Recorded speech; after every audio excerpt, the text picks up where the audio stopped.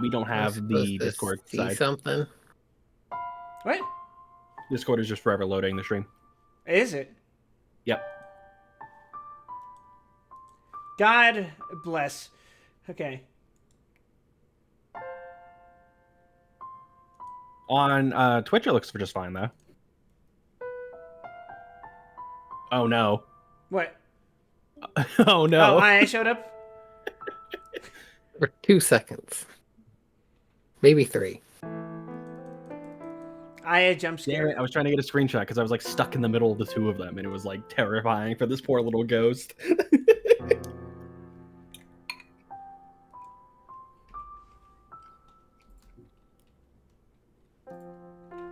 But it was capturing the audio. I just didn't see anything.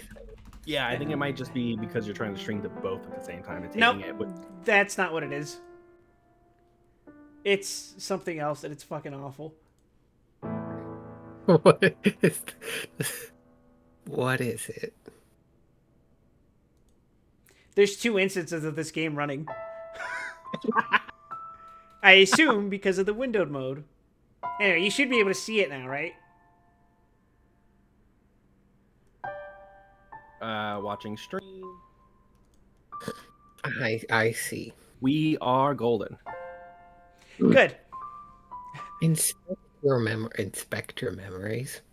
Inspect them. Get your eyes on them. I'm pretty sure that's just loading the game. I mean, obviously. All right, config. Oh shit. Is this what it's like to read visual novels? These are the settings you What? get used to. Text display rate 20 milliseconds per Okay, character. no, the milliseconds per character is. I've never seen that one before. That is one of That's the most not insane real. units of measurement I've ever seen. You know what? Let's just stick to defaults. Let's just go to the game. All right, everyone cool? We cool? Let's go. We cool. We cool. We're entering the mansion. The soundtrack's pretty fucking beautiful. Oh, baby, says Lock On. We're going to get some girl-on-girl action that isn't allowed on Twitch Terms of Service. Speaking of Terms of Service, guess who got one of their videos struck off of YouTube? Today. For what? It was one of the Among Us streams that we did 2 years ago. Yeah, that sounds about right. God bless. The Among Us Produced by streams that Seven Novadell. refused to do with us. And this is before I even spoke to Seven.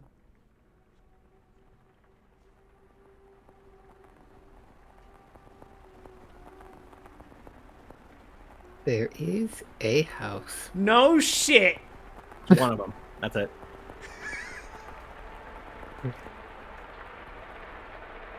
That sits beyond dark, dense woods.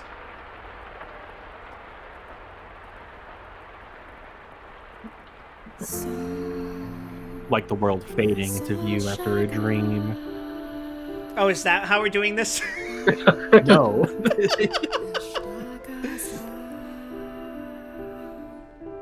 Hey, we'll have Seven narrate. Why not?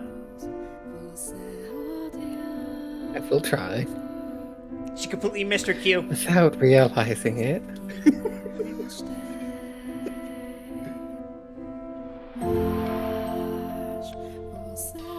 You instinctively accept as truth the events unfolding before you. Mods, crush this flea who invades my house in Fata Morgana. The house lives in perpetuity, an amalgam of myriad fates and generations. Oh, it actually is a creature of chaos. Let's go. That the mansion was cursed.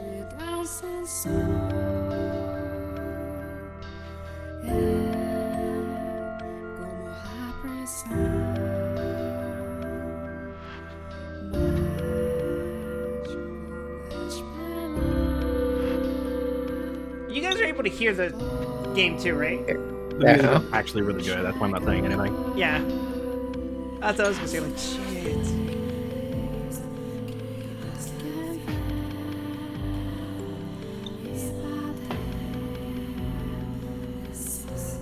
Getting near vibes. That's exactly what I was gonna say. but it looks like it's no one who's worked on a new game, which I guess makes sense. No, 'cause it's just the atmosphere is. yeah. For context, absolutely none of us have seen anything about this GM at all. I know that it I have exists, only and I know heard- people who have played it. And I know that like people have recommended to play it. I just found it on like a 10-second Google search, so I don't know. Our Father. Oh no, I'm not actually reading the. Our Father who art in heaven, Hallowed be thy name. Oh, wait. Why is my fucking stream playing on the phone? Ah! Have Ah! mercy on me, O Father. That would mean a fucking street will. And cast their souls into eternal damnation. Hell yeah, brothers. Let's go. Wow, I didn't know you were a youth pastor. You certainly dress like one, though, Hobbs. No! I No, was no! looking down upon a corpse.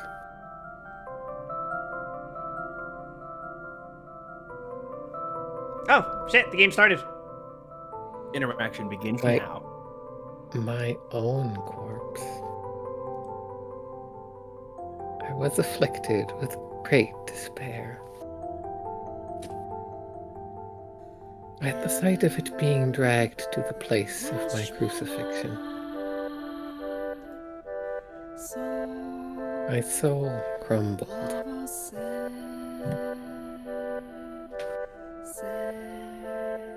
And I was wholly extinguished.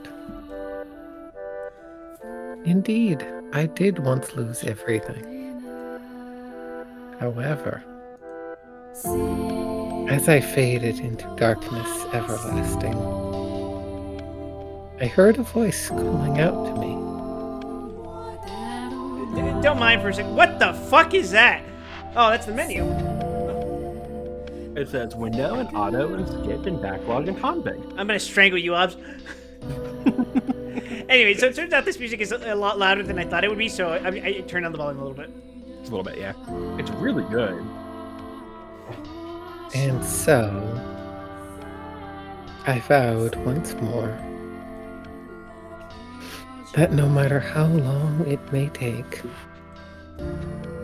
how great the obstacles that stand in my way, or what form you may assume, I shall come back for you. That I must return to that house. So I ask of you, please wait until this mutilated body arrives there once more. What did they mean by this? Your consciousness, wavering like a ship at sea, was slowly drawn back to the surface. Tur. With each new breath, feeling gradually returned to your fingers.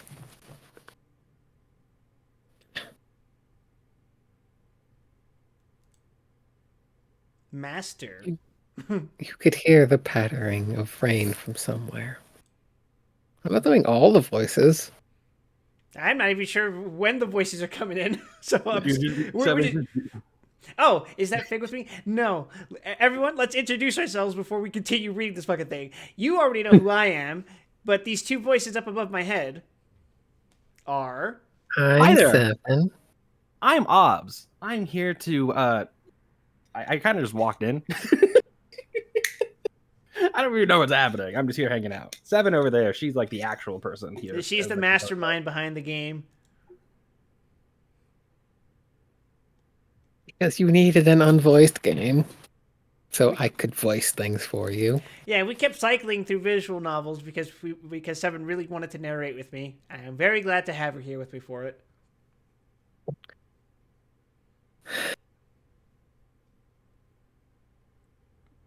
Were you going And to the say something? sound of a crackling fire. No, I'm narrating. Yes! Fuck off. You're too slow. Uh, Also, if I'm being honest, Fig, this doesn't seem like the kind of visual novel you're interested in. Wake up, Master. Creak, creak, creak. Creaky creak. Wake up. When you came to, you were rocking back and forth in a rocking chair. The room was dimly lit. Aside from the flickering of the fireplace, there was no other illumination. No light shone through the closed windows. There was only the pitter-patter of the rain on the glass. It was as though the whole mansion had been enveloped in darkness.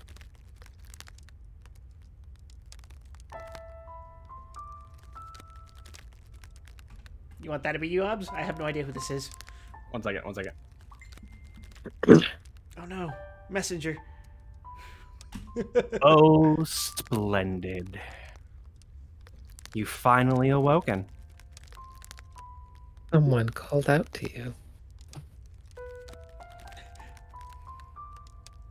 You were about to search the room, but that turned out to be unnecessary. The source of the voice was crouching beside the chair, looking up at you with emerald eyes. Hey, Obs, that's you. It's me. Good morning, Master.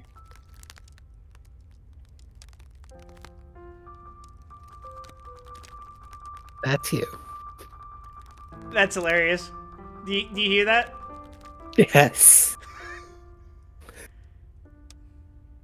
Fig says that is a snake. Oh, you don't trust her? You don't trust the maid with the green eyes?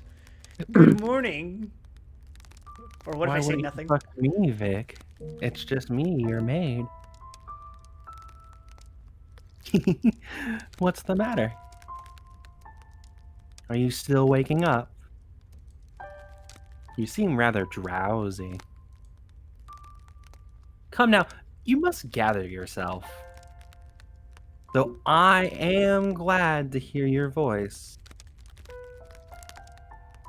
I've simply been waiting so long for this moment. Getting a lot of bad vibes out of this. Tending to the mansion all by my lonesome, ensuring that it was ready for your return, whenever that time may be. When I caught sight of you through the window, my heart fluttered. The time had finally arrived. You were perplexed. This woman, who looked like a maid, seemed to know you, but you had no memory of her. What kind of herbal tea would you like to start your day with? I have some wonderful Chamomile.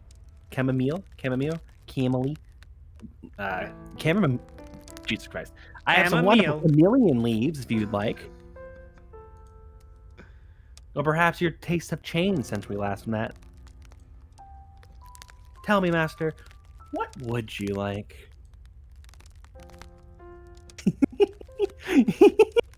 I beg your pardon. I allowed myself to get just a little bit too excited.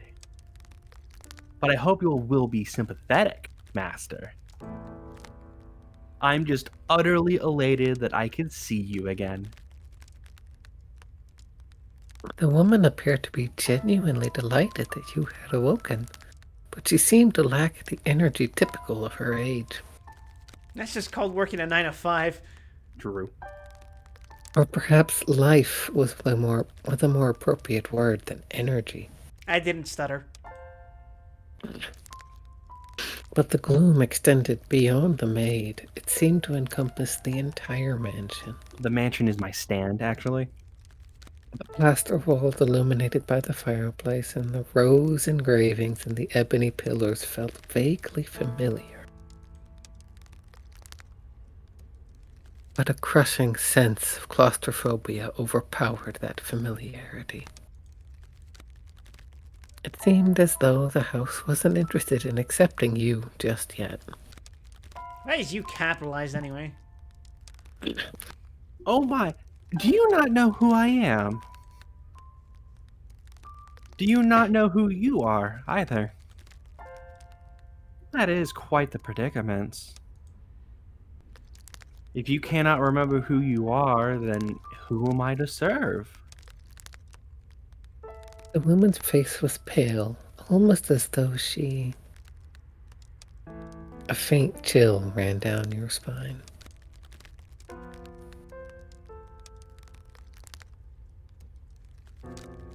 You are the master of this house.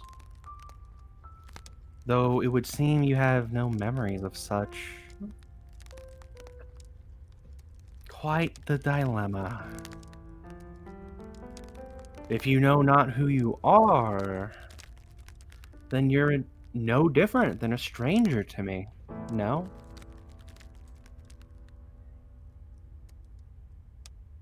Indeed, you have returned. But from where? That I cannot say. Then, how about this?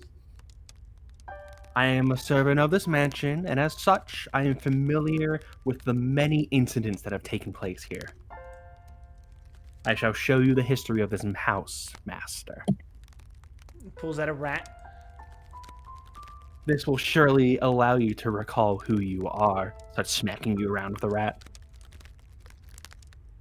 The freshly awakened gears in your head began to turn as you mulled things over. Lakan, does that look like a butler to you? She's a maid.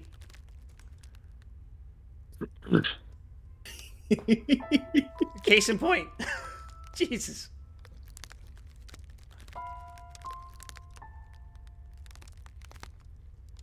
Seven. I read the line. You read the last sentence? Oh, the maid had called you the master of this house. But without a single mirror in the room, you had no way of seeing what you looked like. I bet I look like a fucking, like, Lovecraftian monster. Unable to decide, you reflexively nodded. Let us be off then. And fear not, I merely entreat you not to let go of my hand. Should you hold it tightly, you need not worry about being washed away by the waves of history. No matter what happens, you mustn't let go of my hand. I feel like she's lying.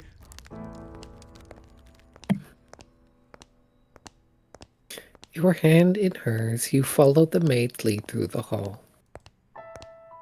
The air within the mansion was oppressive, as though a black miasma hovered within. The house was bleak and barren, hardly a trace of color to be found. You came across an open window. Beyond it lay nothing but darkness. Neither sunlight nor moonlight could be seen. There were no chirping birds, no rustling grass, no signs of life at all. Everything that would normally give color to the world had vanished entirely. I'm sorry to say, Master, but you've gone colorblind. The only other presence was that of the maid. Damn, bitch, I live like this? Following her lead, you proceeded through the mansion.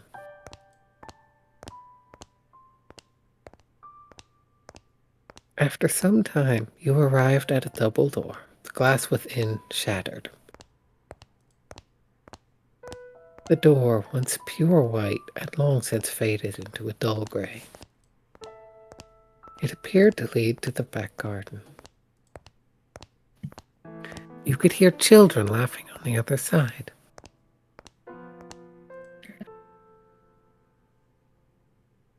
Though it is in the state you now see it, a beautiful, beautiful garden once lay beyond these doors. The owner of the time enjoyed gathering rare species of rose from all over the world. At its grandest, it seemed every flower was in constant competition for the most majestic bloom. Would you like to see this wonderful era of splendor and prosperity?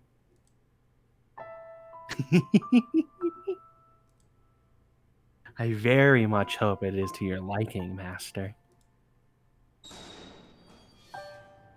The maid opened the doors to the back garden. A sudden gust of wind brushed across your face, forcing you to close your eyes as you followed the maid out the doors. When you next opened your eyes, the world was no longer blanketed in shadows.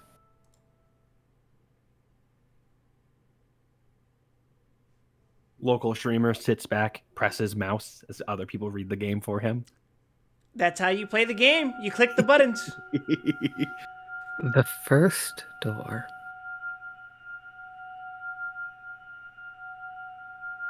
1603. So, time travel is the name of the game, huh? Big memory time. Move the cursor to the bottom right corner of the screen to display the in-game menu. You can save and load your products and change the game settings there. Cool.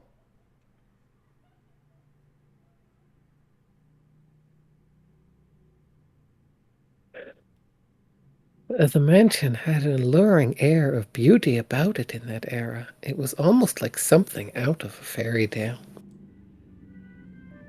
This period of history could perhaps be described as a symphony of destruction, as cumbersome principles of old came crashing down. Freed from the day-to-day oppression of these antiquated precepts, the people seemed to hark back to the more poetic, expressive ways of old. They took these newly blossoming emotions in hand, and with them they wrote literature, painted portraits, composed theater, found love. Even the church, which had maintained authority throughout the Middle Ages, embraced the changing times, adopting the culture's flowering sense of aesthetic. War would break out not 20 years from then, plucking the ripened era from the tree of history. But that is of no concern to us now. At the time, it was still what people refer to as the Golden Age, period of furor that for all who were there.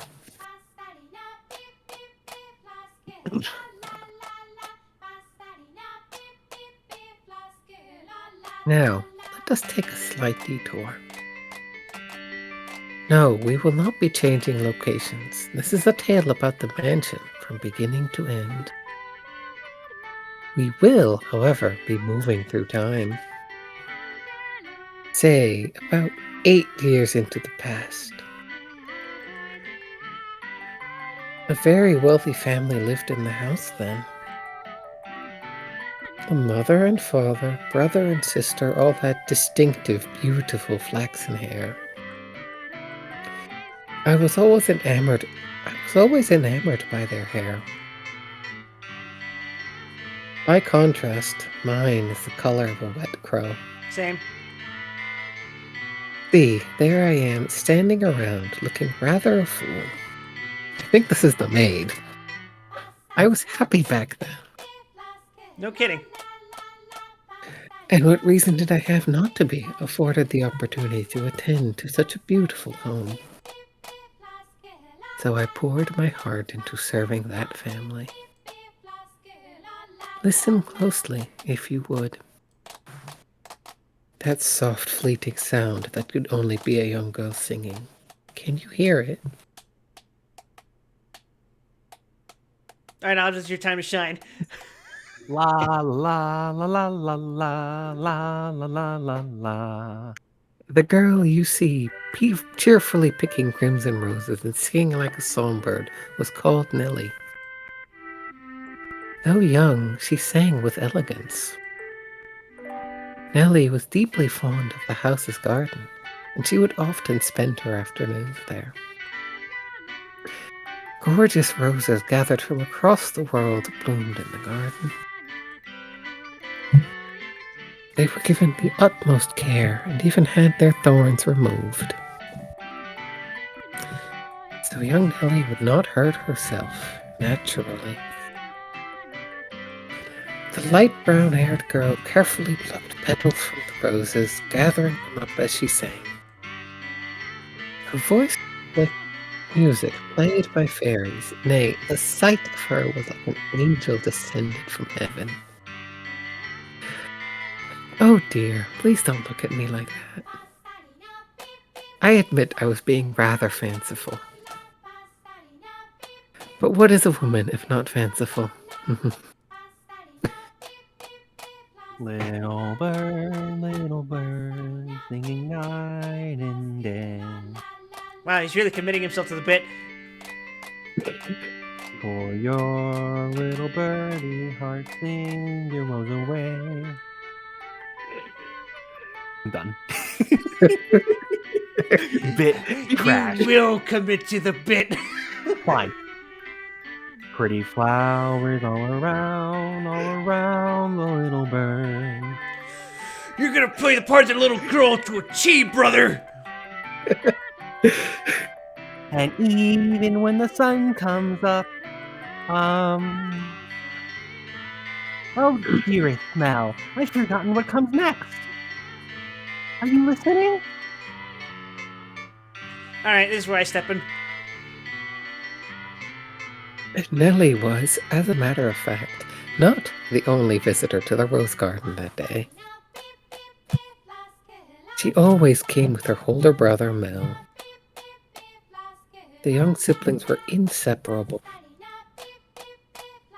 Mel adored his little sister, who in turn pined for his attention.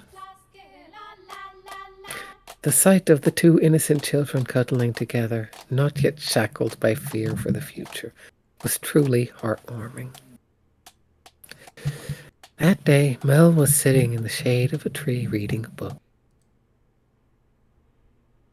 As I am sure you are aware, in their time, books could not yet be mass-produced. What he was reading had been copied by a scribe. Bitch, you fucker, the printing press came out in the 1450s?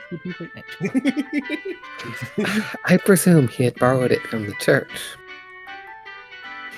The book, having passed through many hands over many years, was visibly worn, but I suppose that just speaks to its importance.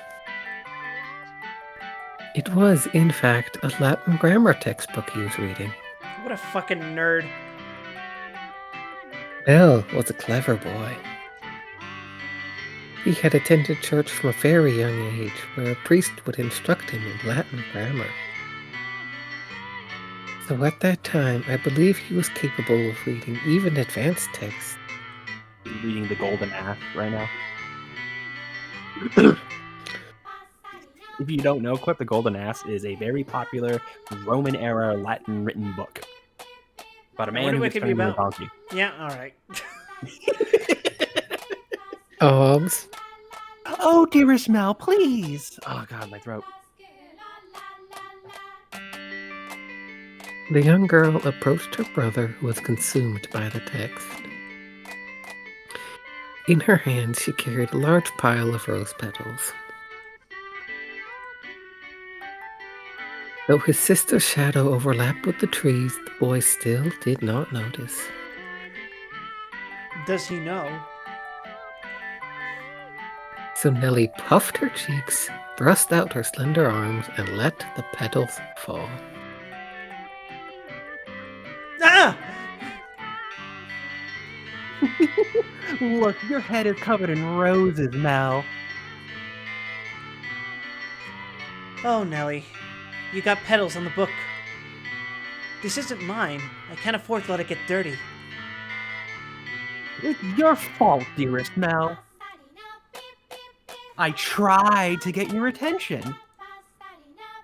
And besides, flowers won't get a book dirty. I must raise the white flag. When did my little lady find herself such a sharp wit? While waiting for you, dearest Mel. I waited, and you didn't so much as glance at me. I'll be an adult by the time you're done reading that book. Wow, that soon? That soon. Mother says girls grow up fast. Well, that's not a concerning statement at all. She may be right. In that case, we should do something together before you're all grown up. Surely you won't play with me any longer when you become an adult. That's not true. I'll still play with you even when I'm a grown-up. But grown-ups don't play, Nelly. But fine, I'll stay a child forever then. Didn't you just say you were about to grow up?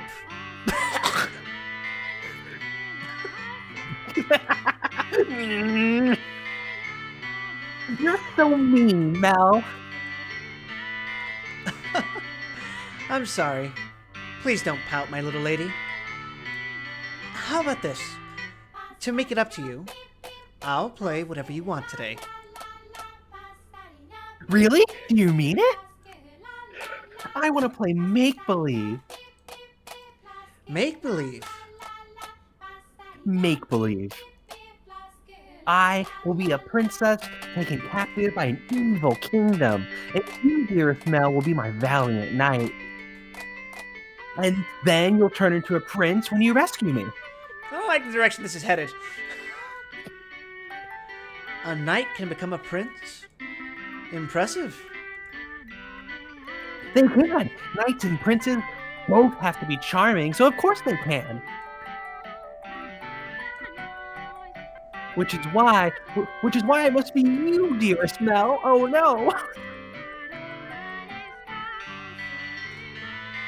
No one else can be my prince or my knight. Oh, so you're getting the Utana flashbacks already. While he may have appeared outwardly embarrassed as his rose-cheeked sister proclaimed prattlingly, I am certain he was smiling on the inside. After a few moments, he meekly knelt, bringing himself to eye level with Nellie and gently stroking her soft hair. All right then. You're my princess, Nelly. And not just anyone's princess, dearest Mel, but yours alone. So, don't be anyone else's prince but mine, okay? This is not gonna have future issues in our relationship at all. Nelly. Jeez. My princess is quite the fawner. Is that bad? Does that make you dislike me? Not at all. I'm proud to have you as my sister, Nelly. You mean more to me than anything in the world, my dear princess. I love you, dearest Mel. You'll always be my prince forever and ever. Her mood quite improved, Nellie began humming the melody of the song she had forgotten the lyrics to. Holding the skirt of her dress out from her body, the young girl pranced about the rose garden. Mel, his eyes on her back, gave a little shrug. Oh, Nelly. Don't come crying to me if you trip running like that.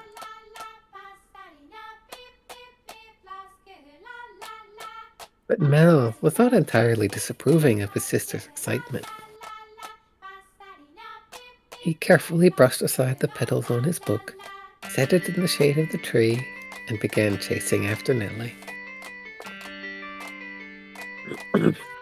They were picturesque siblings, brimming with hope.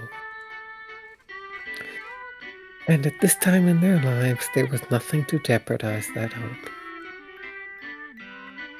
Would it not be wonderful if children could stay children forever, Master? As I see it, though, the pleasant, gentle times in our lives have value because they come to an end. Wouldn't you agree? Time continues to flow, impartial and without exception. And as such, everyone's childhood comes to an end. Be that as it may, time also does flow at the same Does time also flow at the same speed for each individual?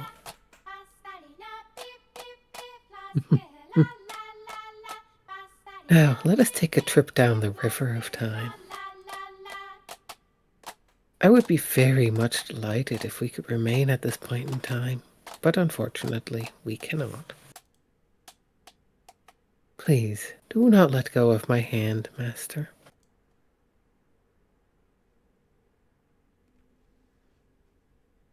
And now everything goes to shit. Counter-Reformation forces come rolling up, fuckers. Welcome to Jinro, everyone. I'll be on my way then. Oh, who wants to be the priest? 7, I priest guess go. all the bit rolls are. Oh, you usually stay for longer. Yes, I have an errand to run today. Thank you for your time, as always. Would you like the book back sometime next week? Next week, or the week after. Hold on to it as long as you'd like. But surely there are others who would want to use it. None as sharp as you, Mel. Put yourself in my shoes and you'll understand. I want to give you any advantage you can get.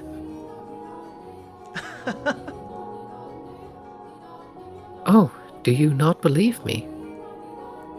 No, I believe you, Father. And I mean to do whatever I can to not disappoint you. That's the spirit. If you need anything, don't hesitate to ask. I'm proud to have you as my pupil. Ah, yes, and Mel, do consider what we were talking about. Going to university? Indeed. If you do, I can introduce you to some accomplished instructors. There is very little left for me to teach you, and I believe you would make a fine priest.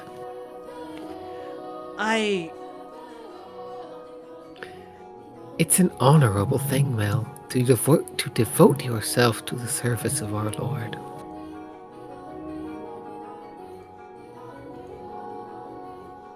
I'll give it some thought. If you'll excuse me then. I'll see you again. Our doors are always open. Farewell.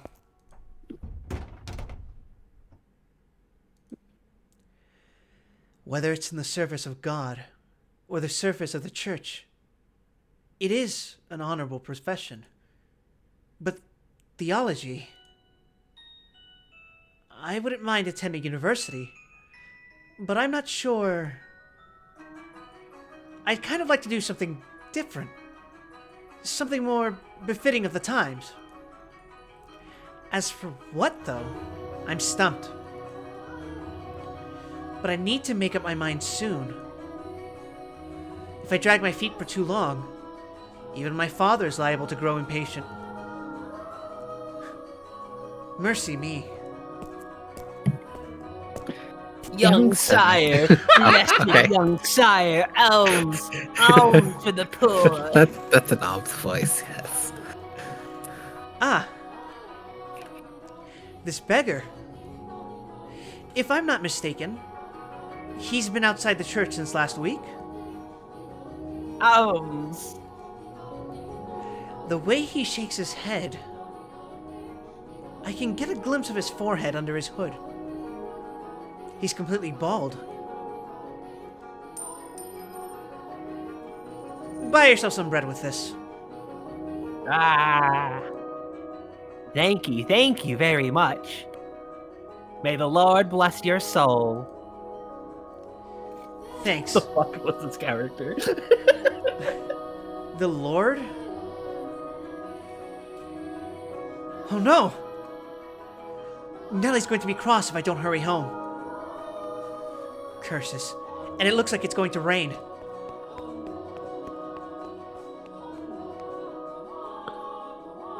Master? Master?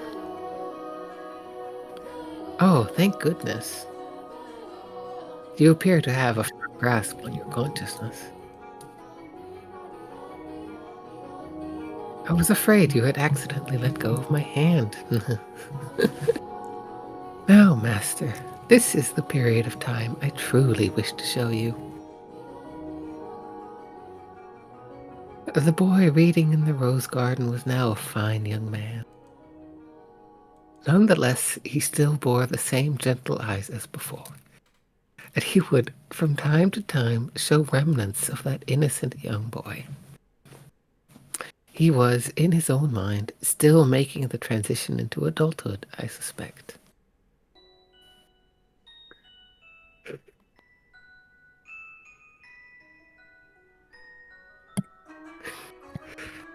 Mel frequently visited the church on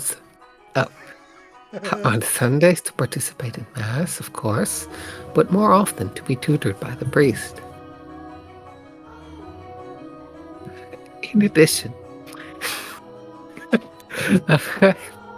getting messages making me distracted. It's all the religiosity, Seven. Let's go. It's coffin if Give me God was two something people believed in. Give me 2 seconds. 1, 2. We must now kill 7. Cox gun.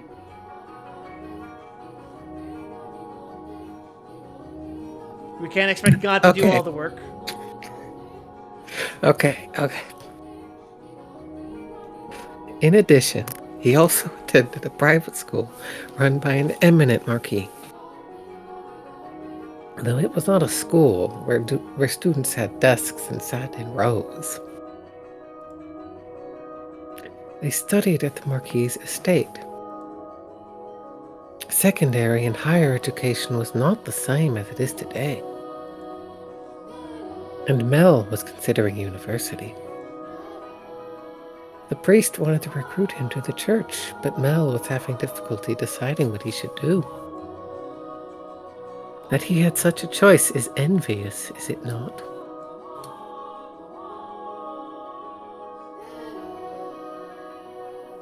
Cut to the sister.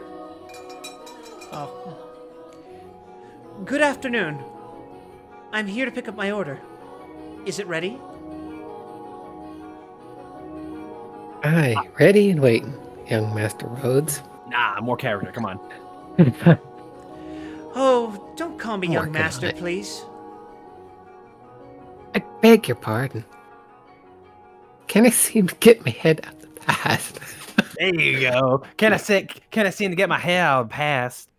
7 relinquishing control because she's just not want to associate herself with the Irish. Nope. Commit. Your order's right here, sir. Mel had stopped at a jewelry store in the center of town on his way back from the church. The building was both a workshop and a storefront, and the nobles of the area were deeply fond of the master's wares. He was so skilled, even the royal family had commissioned work from him. As a matter of fact, the wooden sign out front was engraved with a replica of a piece of his jewelry said to be on display in the palace. As artistry flourished in this golden age, the number of shops selling luxurious items such as jewelry rose in kind. However, the clientele of these shops was comprised of a very narrow range of people. May I have a look? Of course. Good. It came out just as I had hoped. Splendid work. Can I afford to disappoint a loyal customer like yourself? An admirable work ethic. I'm sure she'll love it. Such a kind lad, young master. The boy back home could do well to learn a thing or two from you. Every man ought to show women some cordiality. Coming home to a cold fireplace is a sad thing indeed.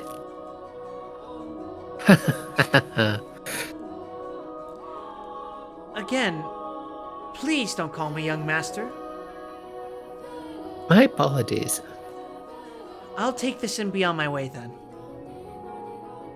Good day. If you find yourself in need of aught else, just let me know. I can make any jewelry you ask for. Come to me and your sweetheart's day will be sure as made. And I guarantee the two of you will have all sorts of fun when you give it to her. The twang, it's coming in. Let's go. Please, I don't have a sweetheart. Huh. Well, that's a surprise. I'm sure many girls are vying for your hand too, young Mr. Rhodes. A fine family, good looks, charming. And your future's all but. I'll be on my way then. I'm in a bit of a hurry. Good day. Come by again anytime. I don't know how I did that. It worked. It was good. Maybe I'll say I want to study abroad or something. Patient as my father may be, that would certainly anger him. I can hear it now. You're wasting your God-given talents, boy. I could renounce my name and rank, go somewhere far away. That sounds like the kind of plan Nellie would come up with.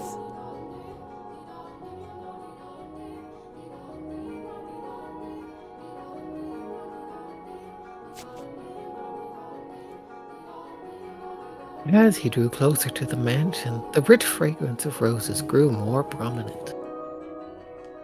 Over time, this distinctive scent had led visitors to refer to the house as Rose Manor. It was also probably a play on the flaxen haired family's last name, Rhodes, which you heard the owner of the jewelry store say just moments earlier. The mansion looked quite different than it does now, no.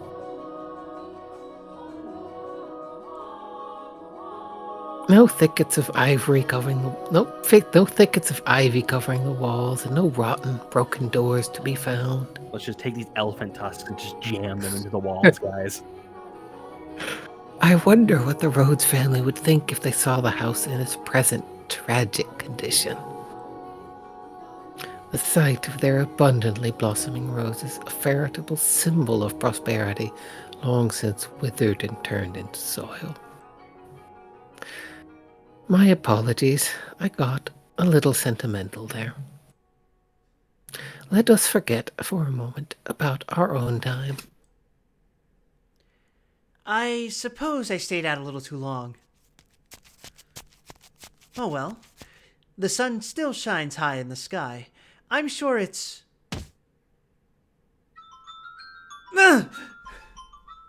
Dearest Mel, what took you so long? Wherever have you been? I've been waiting forever. Nellie? You're not in the house? No, you're taking so long, I decided to wait by the gate. But you didn't even notice me at all. Is that any way to treat a lady? All that studying's got your head stuck up in the clouds. No, it hasn't, really. Also, you're heavy. Could you please get off my back? Heavy? I've been gradually reducing the amount of sweets I eat, and I love sweets, to maintain my figure for a new dress, and you call me heavy. I didn't catch that. Were you saying a tongue twister? You're such a dimwit, Mel. Jerk, blockhead, weakling, baka. And obnoxious to boot.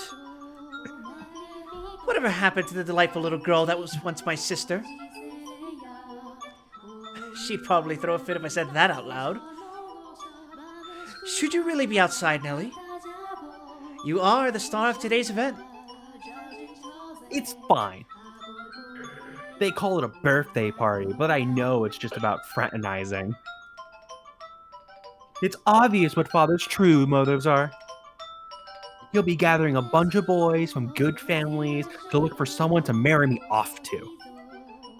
I have no interest in that at all. Don't be like that, Nellie. They're all here for you. At least enjoy what you can of the party. I guess. And besides, it's not completely terrible. Look at this, dearest Mel. What do you think? What do I think? About what? About what? Mel. My new dress. It arrived. I'm wearing it. How could you not notice? I did notice it was something I hadn't seen before, but you have so many dresses, Nellie, so...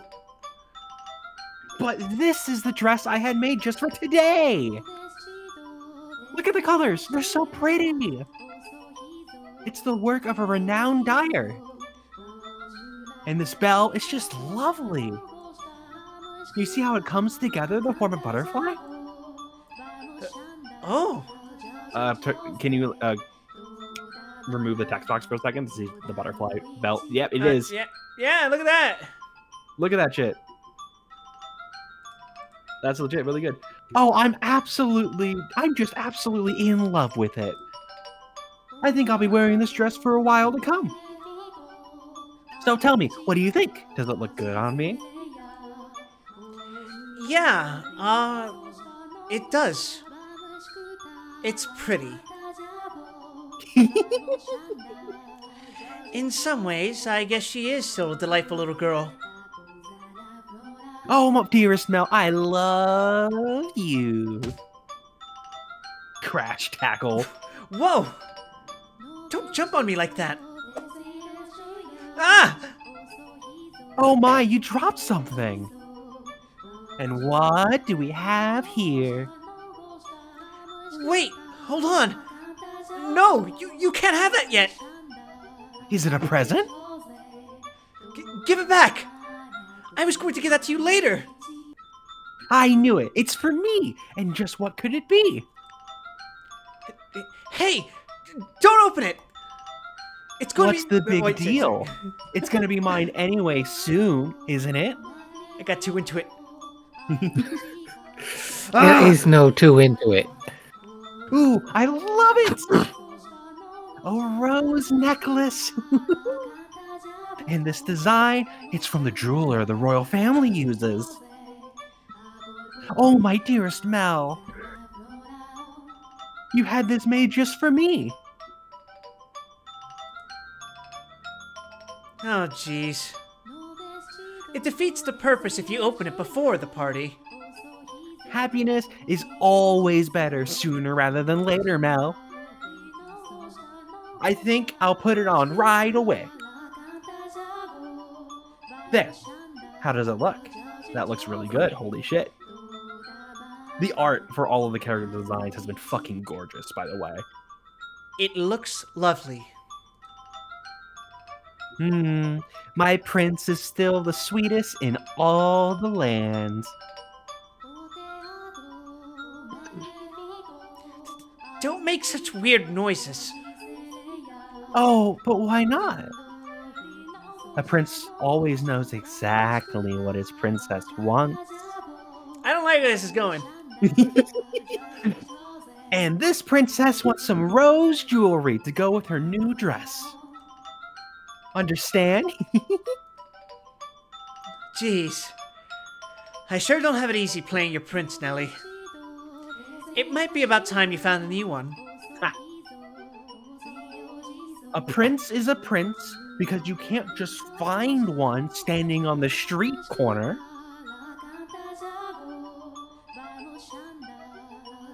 If you want to retire, dearest Mel, you're gonna have to wait another 10 years. Jesus. That's a long time. Or if you find yourself a new princess, I'm not so. you're about as romantic as a rock, dearest Mel.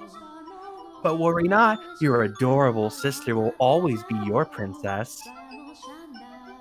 What more could you want? Are you really allowed to be the judge of that? This is not going to end in murder. Are you gonna stop me? I mean more to you than any other girl in the world, do I not? Then that makes me your perfect princess.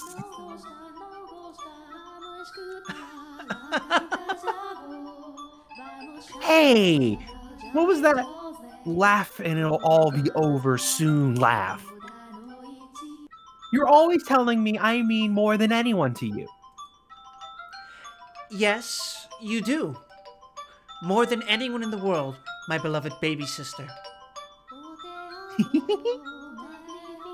I'll take good care of the necklace. Thank you, my dearest Mel. Well, if you're happy with it, then so am I. You're very welcome. Now, back into the house with you. Can't have a party without a guest of honor. Do you know if anyone's here yet? Nope. I imagine they'll be here soon, though.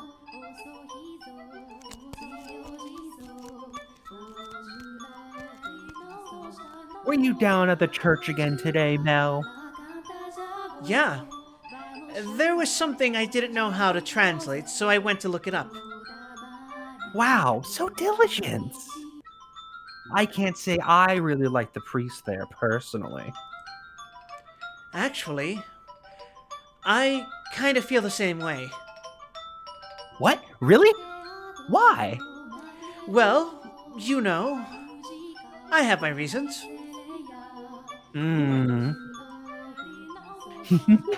So even you don't always like the priest, huh? Let's skip Mass on Sunday, then. We can go play... No skipping church. Welcome. As grew the brother, Raid. so did the sister.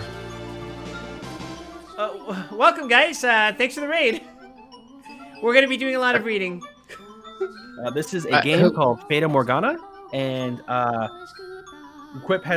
Wild has decided that he doesn't want to read this game. I don't. I hate we're reading. reading it to him. I'm That's Obs, right. That's 7. Welcome to This the is show. 7. I have no idea who my audience is.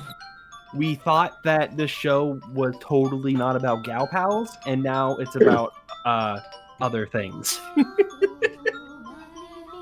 That day, Nellie. It doesn't necessarily have to end like that. So go ahead. That day, Nellie would be turning 14, and Mel, 3 years her senior, was 17. Wow.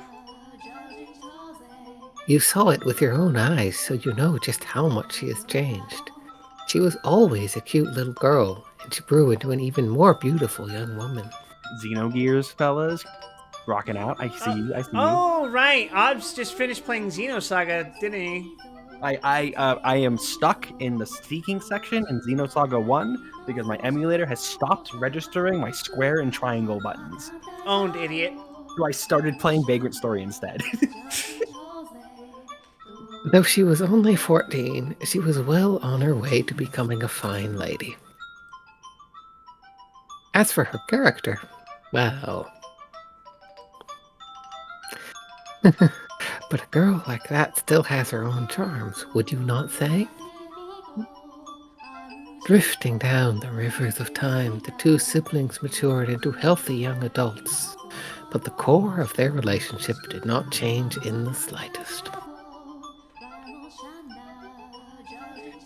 Nellie was very much attached to her brother, and as much as Mel complained, he still cared deeply for his sister. Around the time the sun had begun to set, carriages started lining up outside as well-dressed aristocrats made their way into the house. This is just a story about really loving siblings. As Nellie had suspected, the majority of them were boys. Who is this mystery This voice? yes, I understand. You don't need to say anything more. Rose Manor, right? Okay, we'll go together. Me Me? alone? Alone? Or is that you? Uh, I I think don't this might know. still be the same person talking. We don't know, but we'll just go with it. No, please don't make me. The inhabitants of Rose Manor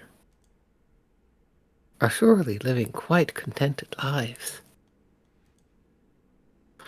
And I'm sure they don't remember a thing. Something bad's gonna happen to these people. We did it, everyone. We finished the first episode. We did it. I think.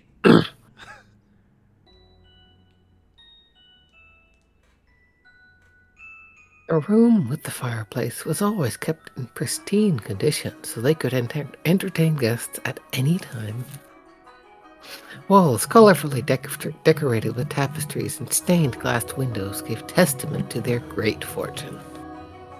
Nothing bad will ever happen. We're invincible. The servant's first assignment every morning was to clean this room. Pitchers, silver plates, and silverware were polished to a shine so they could be proudly put to use at a moment's notice. And for events like their daughter's birthday, the room served an even more important role. Oh, The yeah, music the is- music is fantastic. It has been a delight this entire time. The tabletops were removable, so they had ordered new tabletops with designs made especially for this occasion. And once the banquet had drawn to a close, tables speckled with half-emptied wine glasses and leftover candied fruits were moved off to the side to make room for, of course, the festivities.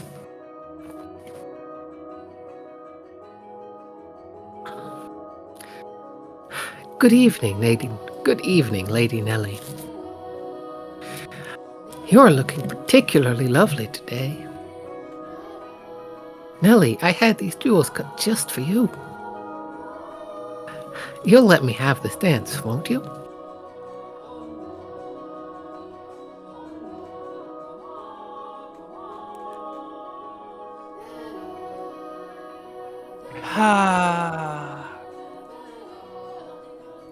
What's the matter, Nellie?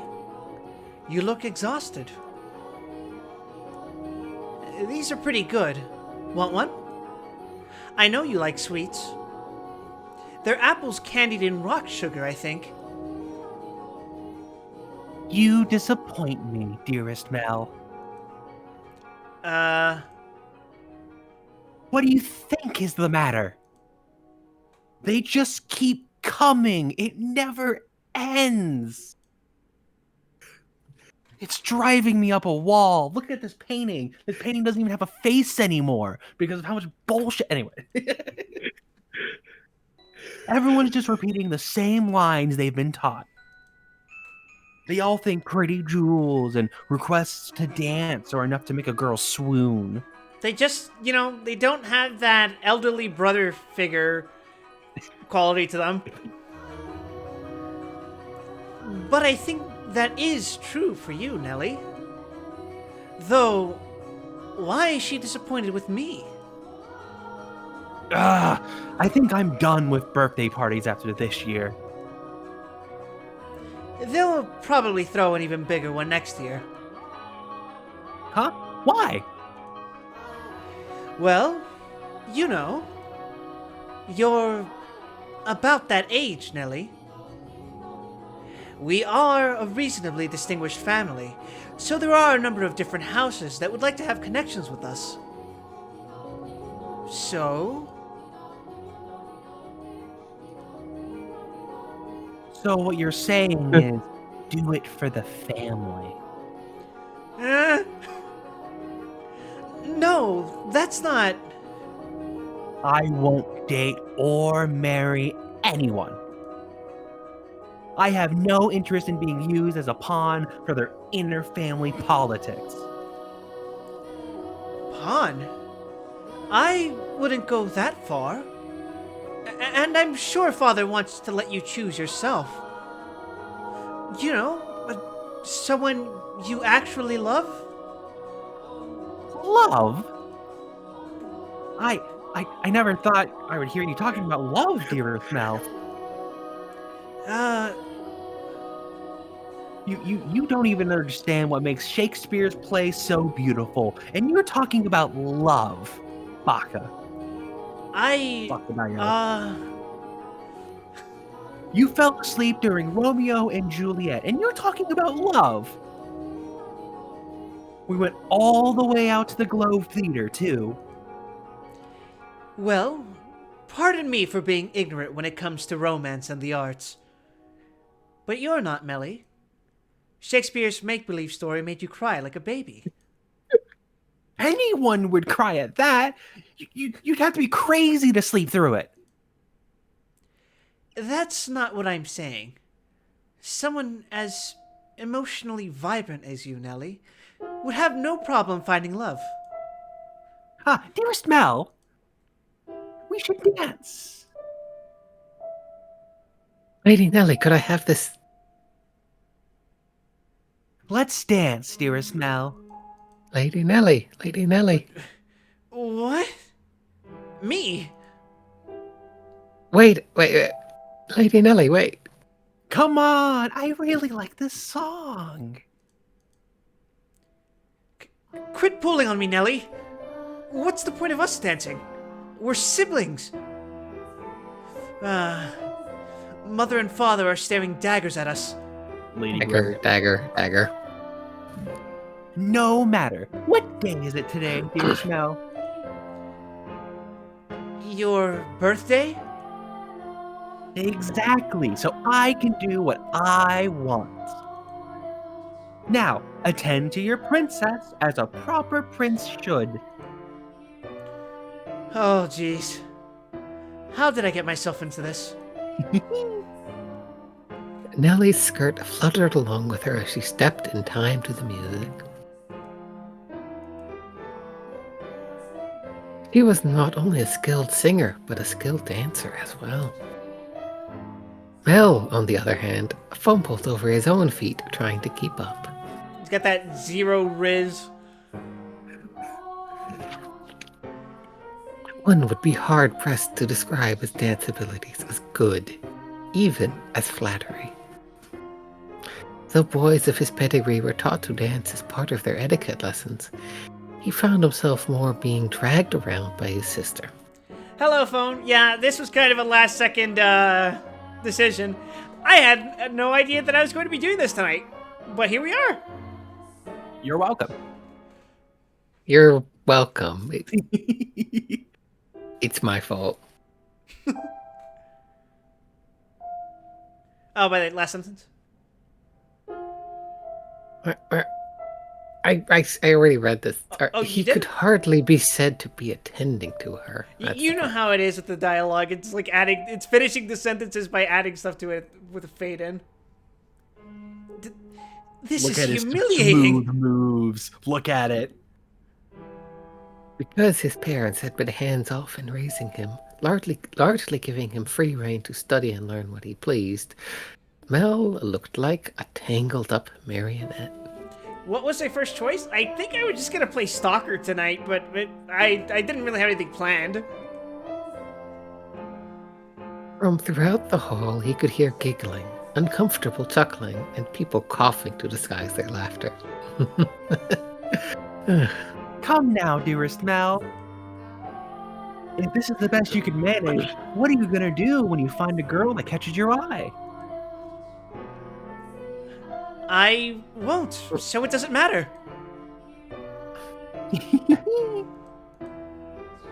Follow my lead, Mel. 1, 2, 3, 1, 2, 3.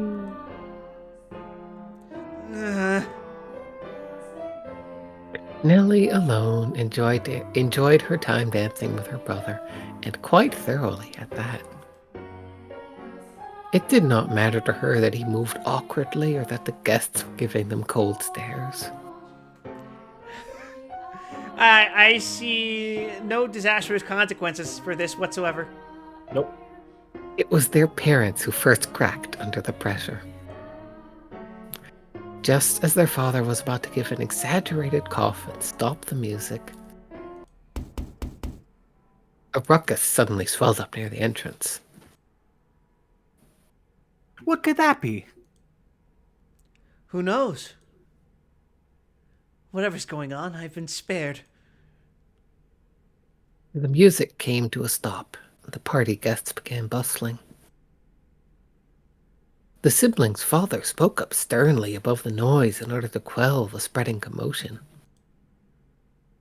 He ordered the servants to investigate, had the music restarted, and gave a short apology for the interruption and set the party back on course. I went to go check on the entrance with the other servants, as I recall. Oh my, why are you looking at me like that?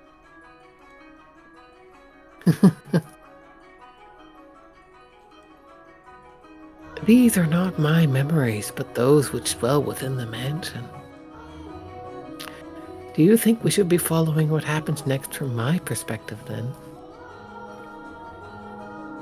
That is not what confused you? Well, your questions shall be answered in time. I don't think you're going to get a lot of dialogue choices in this game. Doesn't seem like it, no.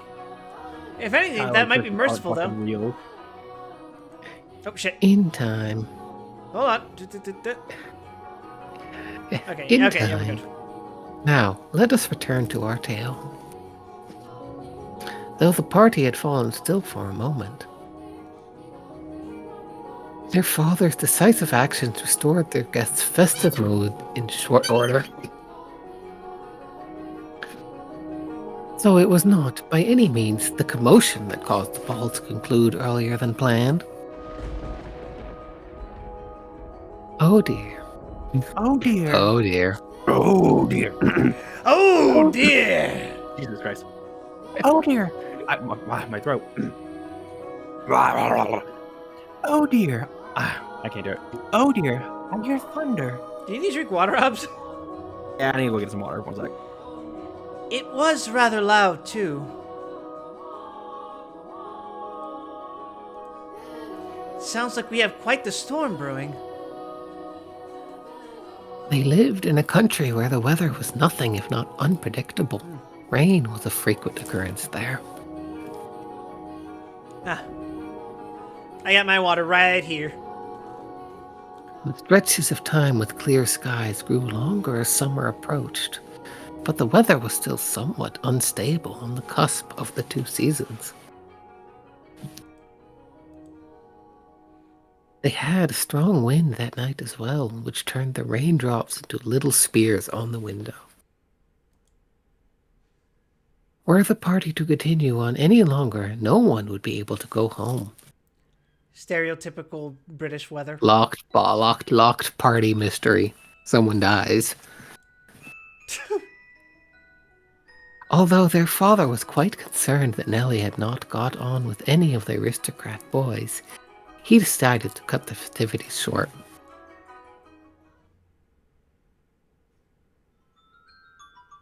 Thank goodness it ended early.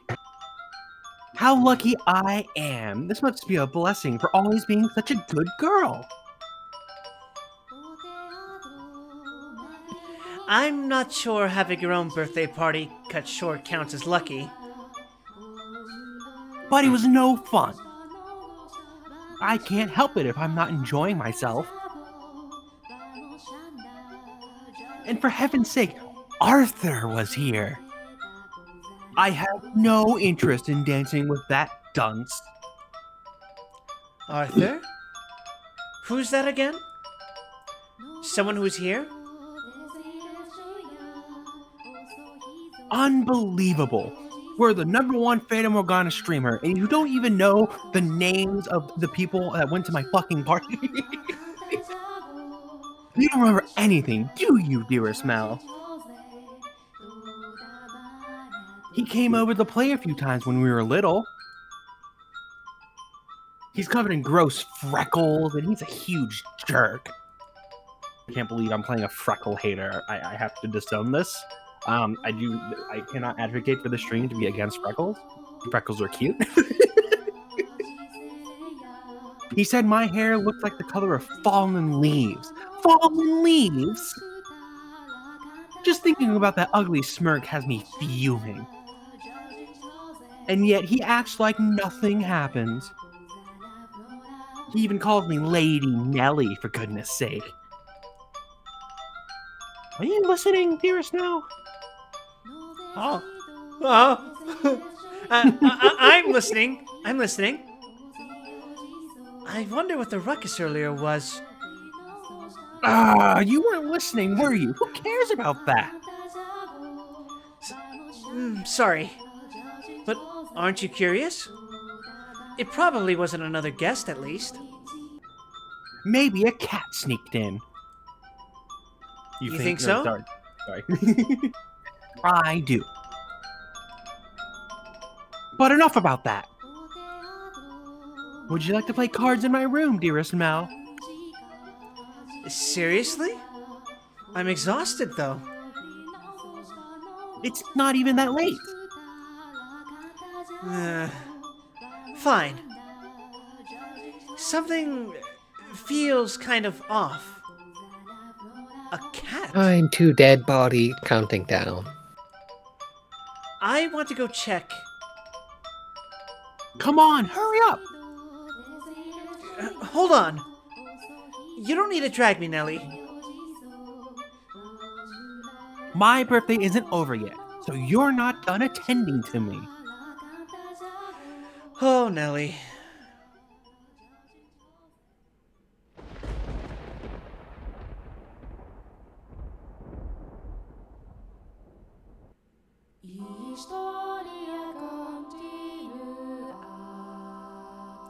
Episode 2 complete. Woo!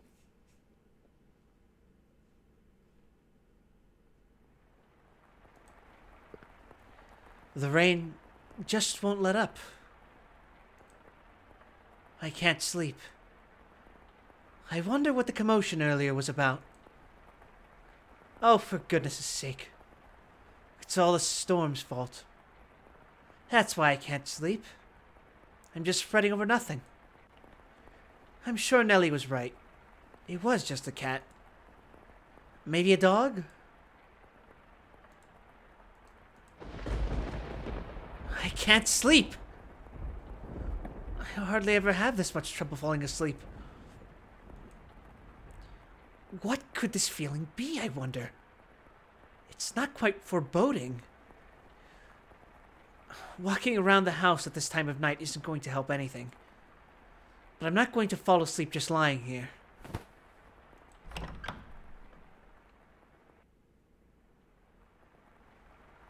The only sounds that could be heard in the dark corridors were the sharp pitter-patter of the rain, his footsteps, and his breathing. Though he was intimately familiar with the layout of the house, that night the hallways felt like an endless labyrinth veiled in shadows. No moonlight shone through the windows, so he naturally found himself moving cautiously, despite being in his own residence. Keeping the palm of his hand pressed up against the chilly wall, he put one foot in front of the other. But to where was he supposed to head? Mel, of course, had no way of answering that question himself. If he had anything, it was guidance from above, the path to his destination lit by flashes of lightning.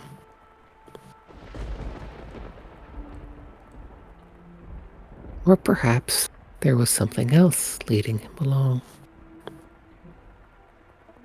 Though he progressed with a fair bit of hesitation in his step, Mel was slowly but surely drawing nearer to one room in particular. He made his way through the seemingly endless halls, past the living room, its fireplace long since cooled, into another corridor.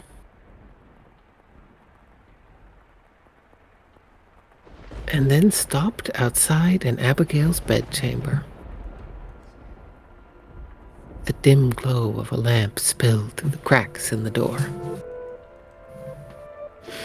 A gust of wind is not necessary to make a flame flicker. A person's movements or the vibrations in the air from someone speaking, the slightest of motions can cause the light of a fire to quiver, shifting subtly as though nudged by an invisible fingertip.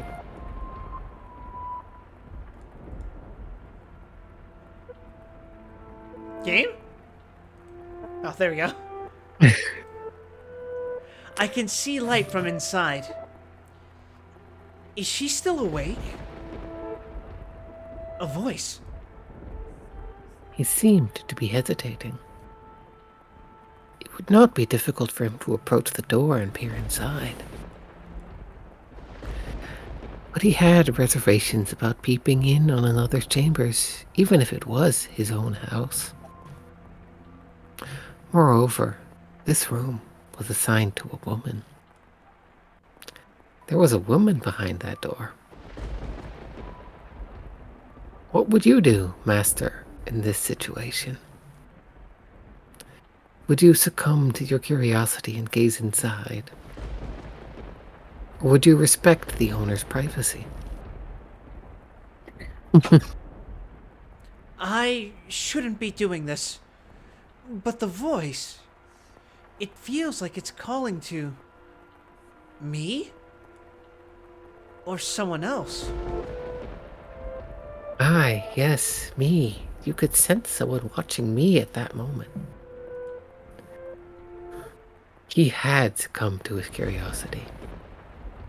He stood on the other side of the door from me, his flaxen eyes open wide, trying to remain as invisible as possible.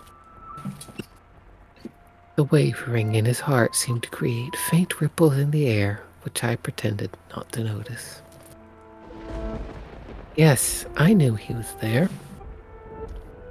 I could sense his presence and his wavering emotions. However, I could not begin to speculate as to his true feelings, or how great a surprise this was to him.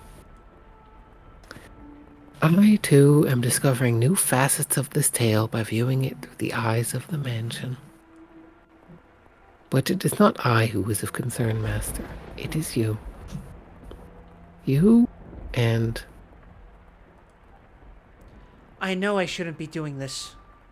I should be ashamed of myself. But I can't look away. Who is that? Her skin. It's so pale you can practically see through it.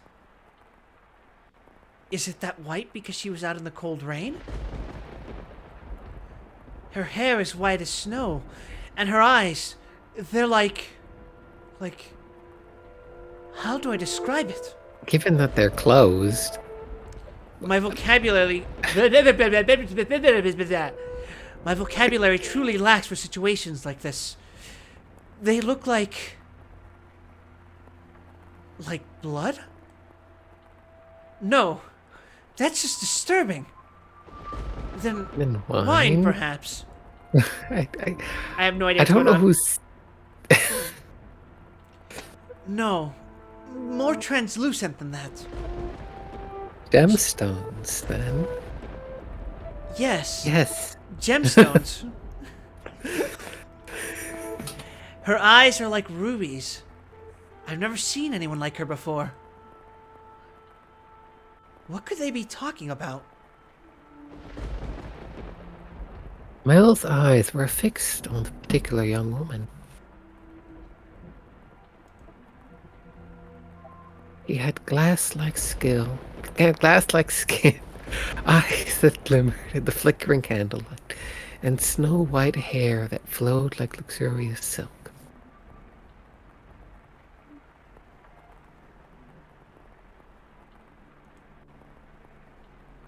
but her lips were bluish purple, her soft, delicate skin sullied with grime. Her twinkling eyes pointed down at the floor, and her hair a disheveled mess. She was, even at a glance, clearly not a lady of means.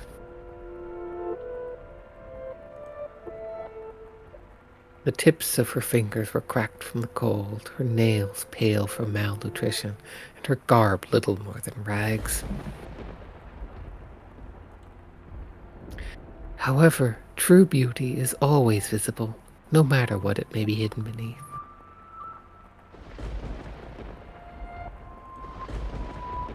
Even wrapped in a veil of insalubrity. What?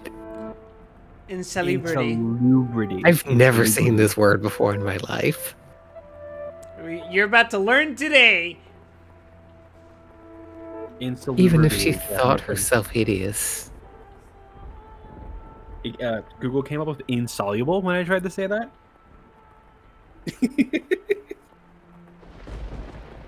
I wonder what happened to her.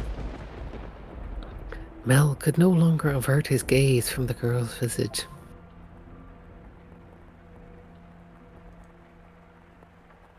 He had, for the time being, forgotten the shame he felt for peeping. It is unhealthy, basically. As he strained his ears to hear the conversation taking place inside, a sickly voice arose from the white-haired girl's purple lips. So feeble was the sound that a gentle breeze blowing through the room could carry it away. Obs. I apologize for the trouble. Yeah, I was gonna ask. Okay. Uh, Yeah, 7 to the maid now. Odds I'm is the aware. white-haired girl. Okay, good. That's that. Think nothing of it.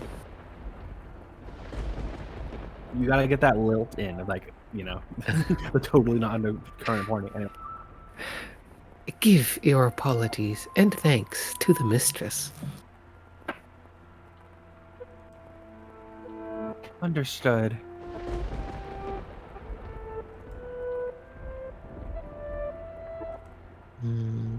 There's something strangely comforting about this house. Almost as if I'd been here before. If my father were here, I'm sure he'd be quite fond of it.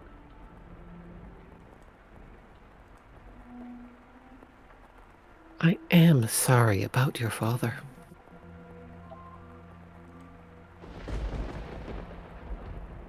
That's not... There's nothing you could have done, I imagine. When you came to our rescue, he was already...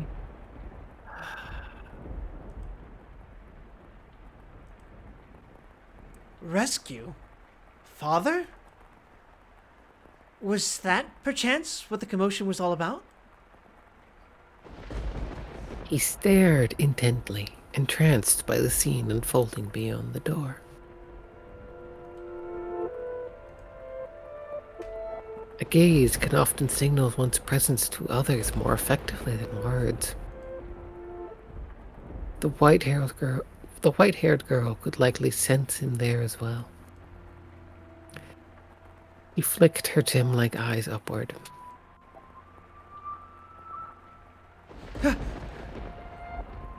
That was when the boy finally felt a pang of panic.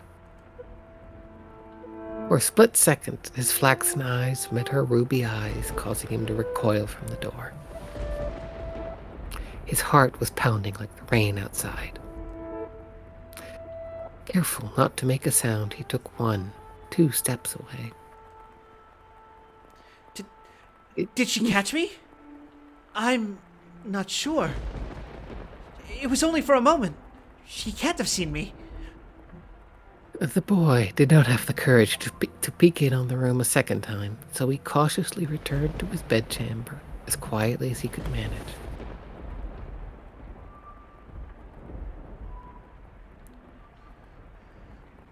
But even beneath his covers, he could not erase that girl's eyes from his memory.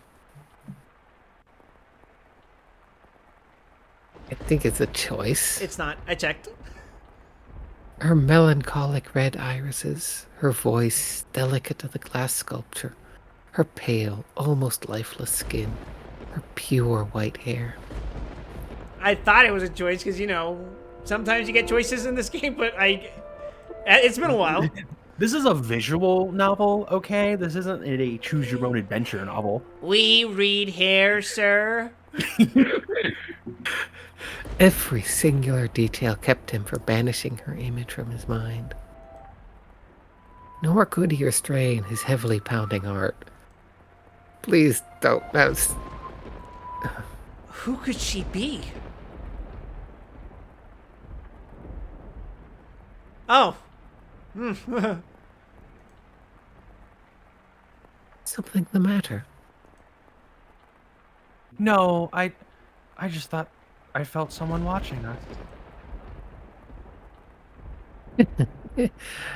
It's only your imagination, I'm sure. If not your imagination, then perhaps some unseen force was watching you. Unseen force? Are you familiar with how people refer to this mansion? This maid is, oof, I know, right? Rose Manor. There's something about this maid. I don't know. That got me feeling some kind of way. Yes, indeed. It is called Rose Manor because you can smell the sweet fragrance of the rose garden, even at a great distance. But that is not what I meant. It is said that a witch resides within the house. A witch? I've not heard of any such stories. You probably wouldn't have. It was a very, very long time ago. Nothing you need concern yourself with. You have a peculiar presence about you. Should I consider that a compliment?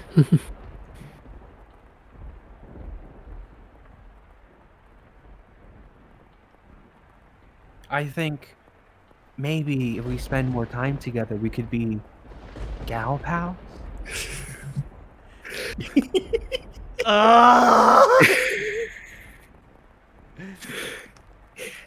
It's getting late. You should get some rest. A room has already been set aside for you. But first, may I ask you one thing? Yes? Do you read Sutter Kane? I do not believe you have given me your name yet. My name is Well, we have to put a bookmark on that. L. L. No, this is Mel being woken up. Go. Wake up! I'm assuming it's Nelly. Get up, Mel! What? Huh? It's morning. You disappoint me, dearest Nell. It's very much long since morning. I didn't see you at breakfast, so I came here to find out what's the matter. I've really been asleep that long. And father is too lenient on you, dearest Nell. Oversleeping is hardly proper behavior for a firstborn son. I know. Are you all looking forward to the cursed, evil version of this song? Yeah, it's coming. I feel it. But before that, Yes, dearest Mel? what are you doing in here? You can't just go prancing into a boy's bedchamber. Oh, you've got some fucking balls saying that, Mel. Leave that to the servants. I did send one for you. You're not the one. You're the one who refused to wake up. Besides, it's not like we're strangers. We used to sleep together all the time. Freezing! That was long ago. Things are different now. Oh, you're overthinking it, silly. Now hurry up, out ahead, sleepyhead Bakayaro. All right. I'm getting up. So you could see yourself out. Oh my, you look awful, dearest Mel. For someone who's overslept, you look like you didn't get a wink of sleep last night. You think so? You didn't go out on the town last night, did you? Naughty, naughty boy. I would never. You know that. You squeaked. I don't think I believe you. I didn't go out last night or anything. I'm tired because you had me playing cards until late, Nellie. Hey, we weren't playing for that long. Besides, look at me. I got up just fine. Anyway, shoo! I can't get dressed with you in here. Fine, I'm leaving. Whew. Oh, immediately turns back around. Oh, I almost forgot, dearest Mel. What now? Come on, no need to be mean. I'm sure you'll be quite surprised at the news. Oh? At breakfast, which you missed, Father told us. Told you what? Do I really want to say? It sounds like you want me out of your room, dearest Mel. Please, Nellie. We got a new maid today, from a house we have ties to, supposedly. I've never seen anyone like her before. Fellas, I think we're haunted. For supposedly coming from a good family, she's very graceful, and I've never seen her at social gatherings. But that's not the surprising part. Does that maid She's peculiar. Has a very unusual appearance, that one. have white hair? What? How do you know that, dearest Mel? Thanks, Nellie. Hey, get back here! Oh, for goodness sake, what's gotten into him? Bah! Bah! But at the time, the majority of the servants at the mansion were men. However, the ladies of the house all had Abigails, so there were several women servants, myself included. The maids, by and large, were selected from the daughters of other esteemed families. It was, you could say, a sort of training before they entered society. The girls would serve at houses even more powerful than their own. And the white-haired girl Mel saw the night before was one such maid. When he heard this, Mel could not sit still any longer. Oh, I didn't really think this through, did I? I don't even know where she is. I'm guessing she's probably Mother's maid. White hair. It has to be the girl from last night. But Deep down, he was having difficulty believing the young woman he had seen the previous night was truly here to be his servant. And can you blame him? because he was right. When he saw her, she was an absolute mess. Hardly what you would envision from a girl of class. But he did not seek her to find out whether that was true. He merely wanted to see her once more, to ascertain whether what he had witnessed the previous night was real or his imagination. And he wanted to have an actual conversation with her. I don't want to run into Mother. That would be awkward. This is your scheduled reminder quip to hit the save button. It's done.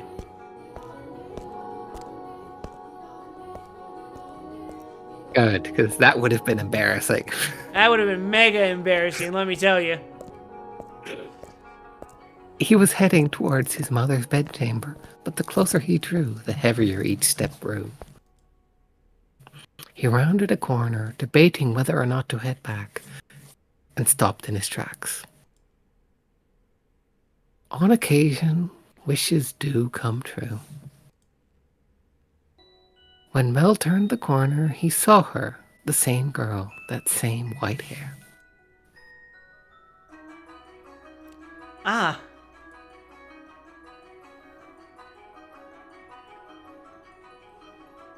He appeared to be cleaning the hallway. She traced along the wooden carvings lining the wall, making certain not to miss even a speck of dust. The girl wore a pristine dress, the uniform of the merchant's Abigail's. There was no longer any filth to obscure her beauty. All that had covered her pure white hair and glass-like skin was no longer. The only thing that had not changed was her listless ruby eyes. Pardon me. Hearing his footsteps, the young woman raised her head. She caught Mel's gaze and for a brief moment merely blinked at him in silence. Lord Mel, yes? Your father informed me of you. Did he? I guess I don't need to introduce myself then. I believe she made an attempt to smile, though it was difficult to tell, and she quickly dropped her gaze back to the floor. Flax and Ruby met only for the briefest moment. She seemed to be looking at both someone and no one at all. Everyone here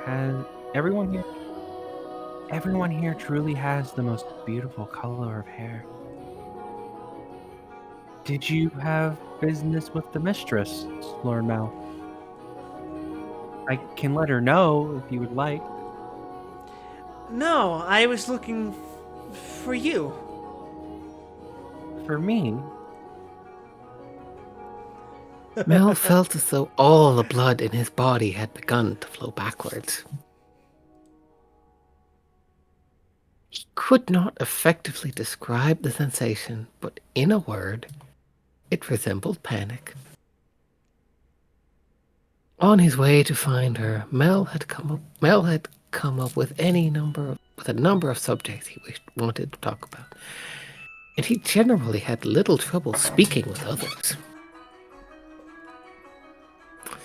He'd had less experience interacting with women, this was true, but the time he had spent around Nellie had kept him from stumbling too much. Until then. Yes, for you. Why would you be looking for me, Lord Mel? I was wondering how you were doing. Pardon? I'm quite fine. Good. That's great to hear. You fool, Mel! What are you even saying? You have more important things to ask, like where she came from. Or to tell her she has pretty hair and eyes. But I don't want to trouble her too much. But Lord Mel, Yes? sorry, you just suddenly fell silent? Was I in your way? In my way? No, not at all. What are you up to? Stare. Absolute black void of charisma. I'm cleaning. Well, yeah, I didn't even need to ask. Ah, you're cleaning. Sir, are you trying to riz me right now? Because it's not working. Please leave.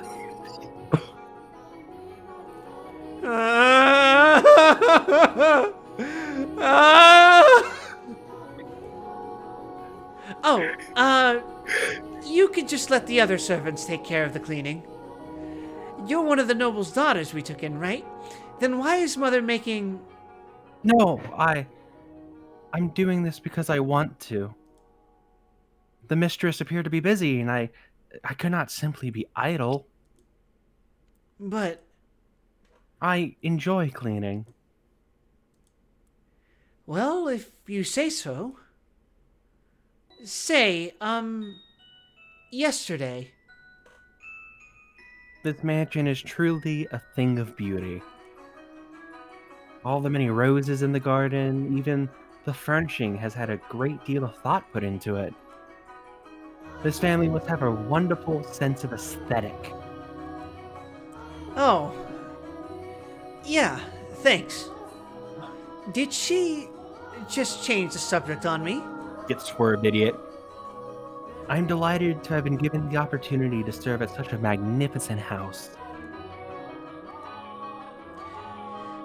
Mother and father actually had nothing to do with that. Not even the garden. That's all been around since my grandfather's time. The mansion was a complete wreck when he bought it. Oh, was it?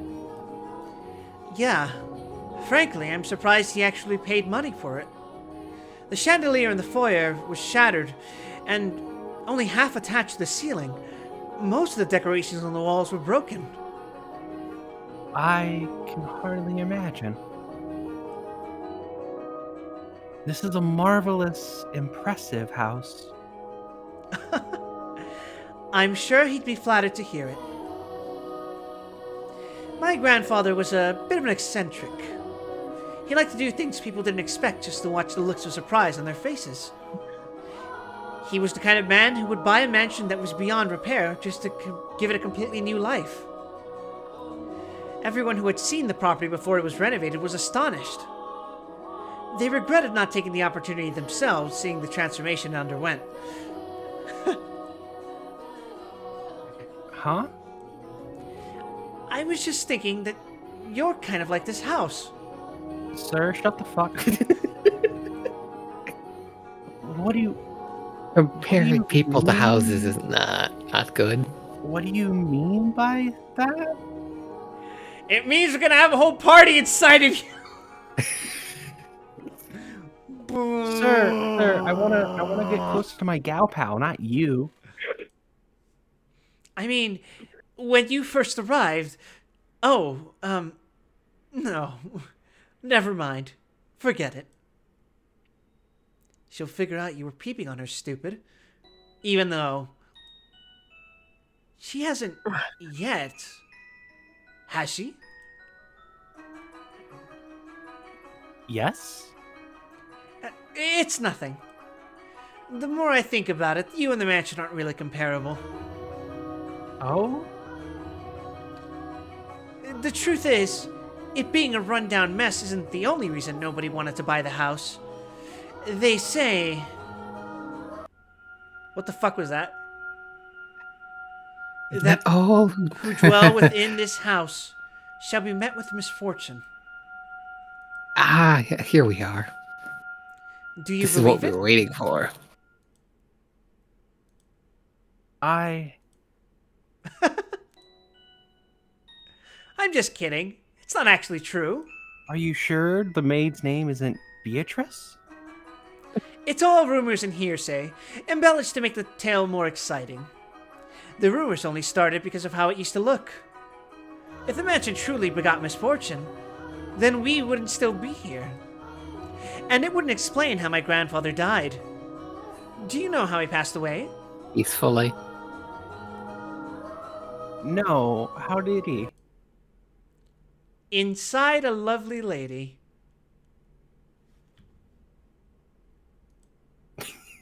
Music cut.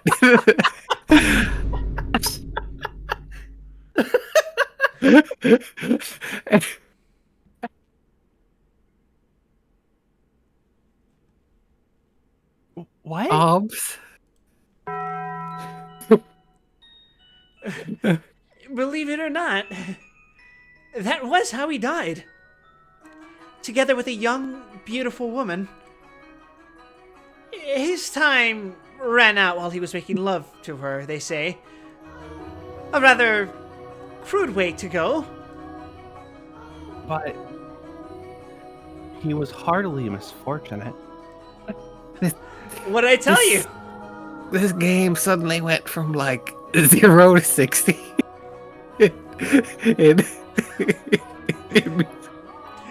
His Riz meters are unpredictable. They're chaotic. I can't even read them. 0, 60, negative 200. What are these levels? Yes? Just so you know, I promise I didn't inherit my grandfather's propensity for such base behavior. I am pure of body and spirit, dedicated wholly to my studies, so...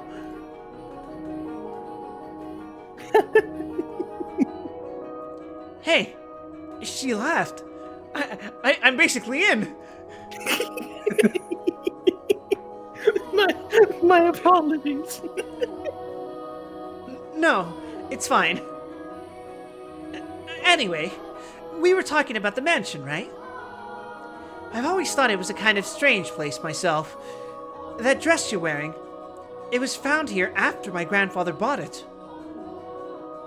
You don't see that kind of design around these parts, so I'm guessing it was probably imported. The architecture is really old-fashioned too, which must have caught grandfather's eye. When he announced his plans to buy it, the entire family opposed his decision, but he refused to budge. Renovation upon renovation gave the mansion new life, but of all his work, he was most fond of the roses in the garden. He collected species from all across the world, and every time he got a new one, he would summon gardeners to arrange and grow them. It took incredibly long to complete. But there were even some that wouldn't grow in the climate of this land, but grandfather refused to give in. Did you know I'm allergic to roses? He truly loved roses. Me, I don't really get how someone could be so impassioned about them. It's just embarrassing every time someone calls this house Rose Manor. Perhaps the roses were meant for someone. What? I'm simply speculating. Roses make wonderful gifts. After all, you should know this, young master. Indeed, they do. If you like roses as much as Nellie, then you're welcome to go see them for yourself. Pick as many as you'd like. If anyone asks, just say I gave you permission. Don't be shy. I'm sure it'll get tiring if all you do is work.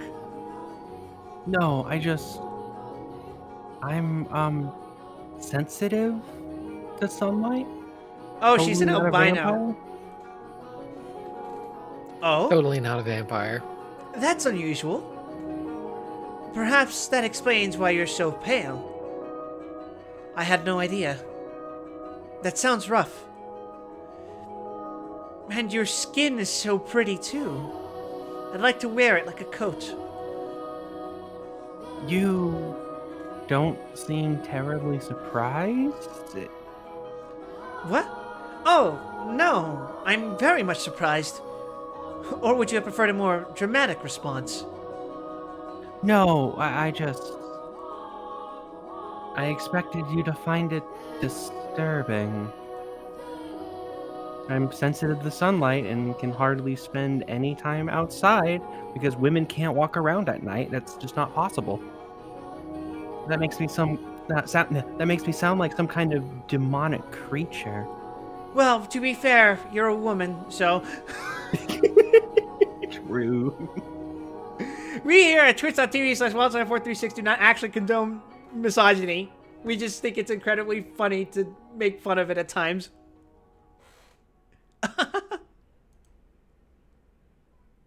Yeah, that's everyone's reaction right now. Fuck. Oh, you worry too much. There's not a monster in the world as sweet as you. Ah! Yes, sir? Were you trying to riz me there? You suddenly got a fucking, like, spike in Riz meter. Are the other maids teasing you, perhaps? That black-haired one especially. She's... how should I put it? A little frightening. Almost as if she has a steel heart or something.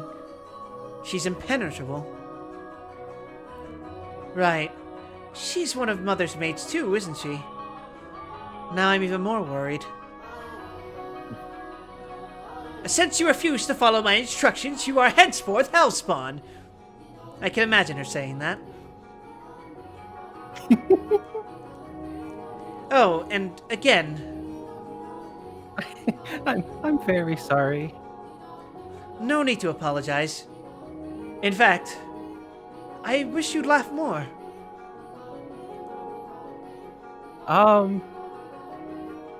She's actually very kind to me, and everything she does with incredible precision and efficiency. She looks so young, yet she has such skill. How long has she been here in the mansion? I'm interested in her, not you. Actually, she's been here for quite some time, but I don't know exactly how long. No one knows how old she is. It's kind of creepy. I have never once considered her such.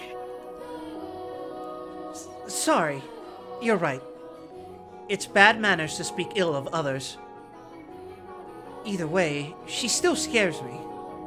It's like there's no light in her eyes, or like her smiles are all faked. That doesn't make her any less pretty, though.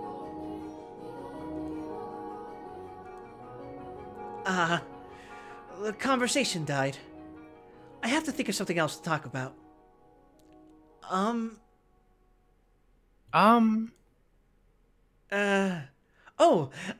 Yes.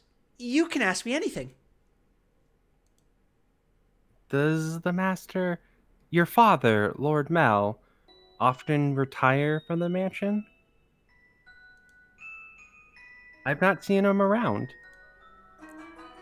Oh, yeah. Father frequently returns home. This mansion is actually our secondary house. Why do you ask, though? I was just curious, nothing more. Oh?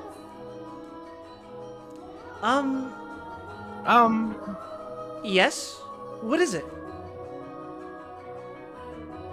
One of the maids asked to see me, so I should be on my way, but you'll excuse me?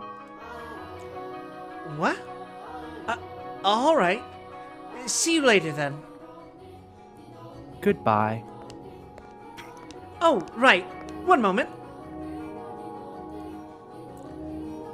Since you're sensitive to the sun, I can pick some roses from time to time for you. For you to decorate your room. Lord Mel.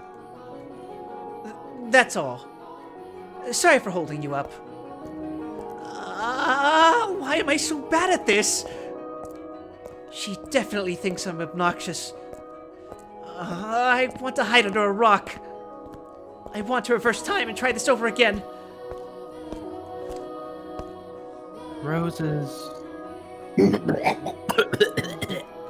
What the fuck was that? The rose got caught in my throat. Roses are not becoming of me. He's too kind.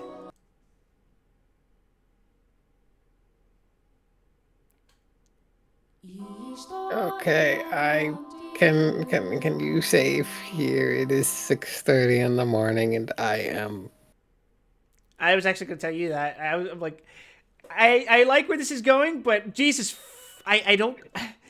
It is very hard for me to stay engaged on a visual novel for longer than 2 hours. I've actually been having a lot of fun with it, but I also have to like read a whole bunch of I'm having fun. It's just it is a grueling pace right now. Oh, this shit is moving at the pace of the glacier that hit the fucking Titanic. Well, we are currently busy flattening the North American continent right now. That's Yes. the speed we're going at. Is anyone even in chat anymore? Has everyone died? Wouldn't be surprised if everyone died. We nuked them with a meteor. I'm pretty sure Riz has been silently watching us this entire time. I can't Staring. I can't prove it, but I feel her presence. The Anyways, cosmic okay. presence. Yeah, you saved, and I'm just okay.